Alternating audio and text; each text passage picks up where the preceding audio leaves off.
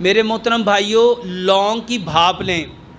لونگ، یہ جو لونگ ہوتے ہیں، 1 لیٹر پانی لیں، اس میں 8 سے 10 لونگ ڈالیں، اس کو اچھی طرح ابال لیں۔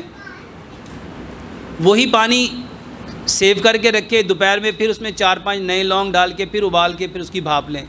بہترین علاج ہے، چاہے ناک بند ہو، چاہے سینے کا مسئلہ ہو، چاہے سانس کا مسئلہ ہو، چاہے آپ کا زکام ہو، چاہے نزلہ ہو، اس کا بہترین علاج ہے لونگ سے بھاپ لیں۔ 3 کام کریں۔ کسی کو بھی اگر نزلہ آتا ہے اور وہ بہتا رہتا ہے پانی کی طرح، تو سب سے پہلا کام لمبا سجدہ کرو، لمبا سجدہ کیجئے پہلے نمبر پہ۔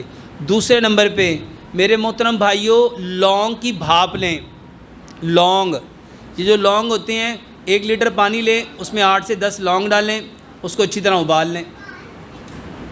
وہی پانی سیو کر کے رکھے، دوپہر میں پھر اس میں 4-5 نئے لونگ ڈال کے پھر ابال کے پھر اس کی بھاپ لیں۔ بہترین علاج ہے، چاہے ناک بند ہو، چاہے سینے کا مسئلہ ہو، چاہے سانس کا مسئلہ ہو، چاہے آپ کا زکام ہو، چاہے نزلہ ہو، اس کا بہترین علاج ہے لونگ سے بھاپ لیں۔ اور تیسرے نمبر پہ میرے محترم بھائیوں، بھنے ہوئے چنے کھائیں، بادام، چنے اور کھجور، اس کا استعمال کریں۔ اور اگر کوئی بندہ یہ ڈرائی چیزیں نہیں کھا سکتا، وہ کہتا ہے ڈاکٹر صاحب کوئی لیکوڈ میں بتا دیں، تو ایک کعوہ بنائیں۔